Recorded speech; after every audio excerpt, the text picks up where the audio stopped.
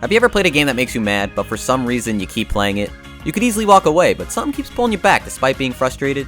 For the past few weeks now I've been playing 100% Orange Juice, a little indie game that's been giving me a lot of mixed feelings to say the least.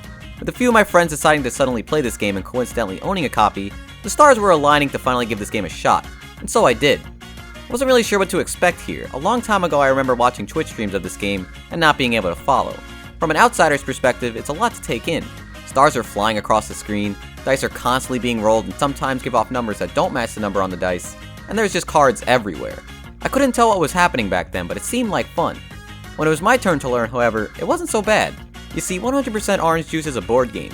Up to 4 players take to a selected map, and the overall goal is to level up your character. How do you do that? Simple, by either earning stars or defeating monsters and other players, and then returning to one of the 4 bases on the map. You'll choose which goal you rather accomplish each time you level up as the requirements get tougher, and the first player to level up their character wins. A simple concept, but we're just getting started. Think back to a game like Mario Party. Most people have played at least one Mario Party game, right? It's pretty good fun until someone decides they need to get ahead of their friends, and before you know it, that kid playing Luigi's making shady deals with the Boo to steal all your shit. Between all the minigames and happening spots are just moments of aggravation, which makes it feel like everything you worked for was for nothing.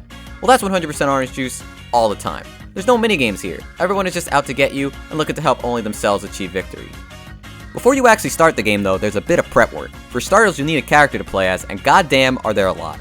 Out of all these characters, you'll start off with just 4, and if you want to get more, you'll either need to play the story or purchase the exclusive DLC characters.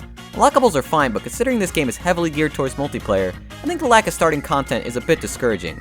Every character has stats, some geared towards balance, offense, defense, and so on, but they also have unique hyper cards.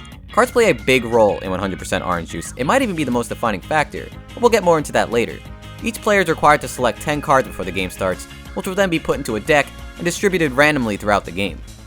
With your character and card selected, it's finally time to dive in, and within a few turns you're going to realize that this game is almost entirely up to luck.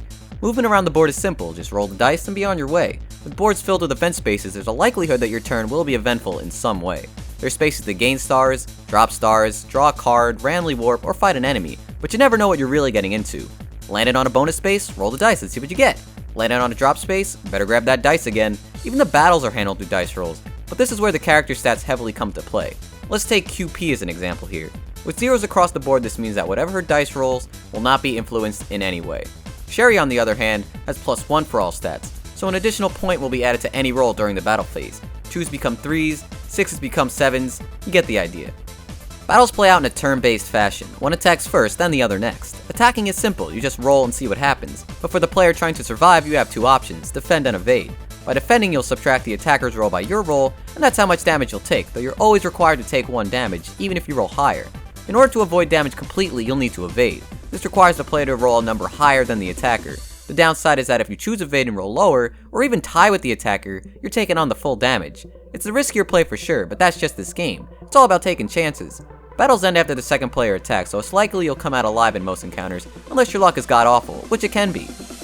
While battles with enemies can't be avoided once you land on their spaces, you are given the option to not fight a player character if you choose. It's not so simple though. Just because you don't want to fight them doesn't mean they won't just run up to you next turn and fight you back.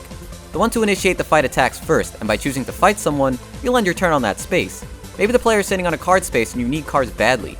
Maybe they're at a base and you want to level up and get health. A detail I didn't mention earlier was that, yeah, you can level up at anyone's base, but yours is the only one you don't have to land directly on to do so.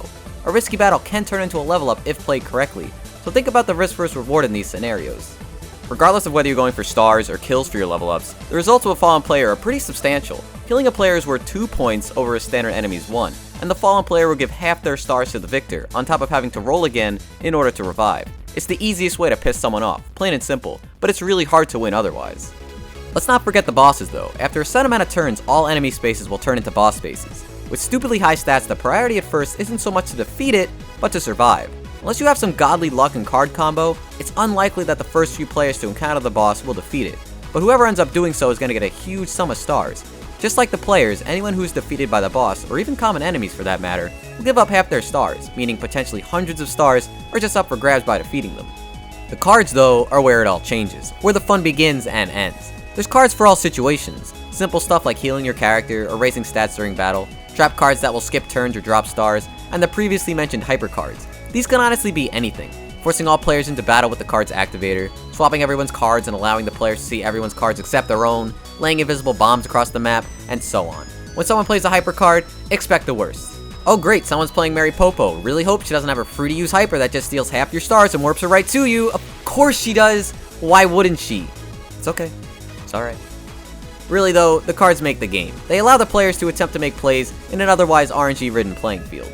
We'll just call it luck-based strategy planning. Sure, you can have a card that boosts your attack by 2, but that won't stop you from rolling a 1 and watching as your plan backfires hard. Not only because that card costs stars to use, but because your opponent got a lucky roll on their turn and killed your ass.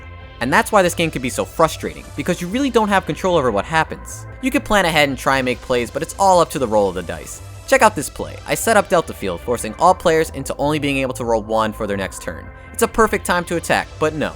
I also roll a 1. 3 times. Why is this happening? It's strange how easily this game can get under my skin because I know it's just for fun, and at times I do have fun. All these aspects that lead to frustration are also what make it an enjoyable experience. When the luck is in your favor and everything's going right. You're defeating all those enemies and players are landing on your trap cards. All your rolls are perfect and suddenly you find yourself in first place. It's a game where literally anyone can win at any time. This isn't so much a game of skill. Sure, knowledge of the mechanics and planning around the field and cards given to you can get you far, but I'm being serious when I say it's never over until a winner is declared.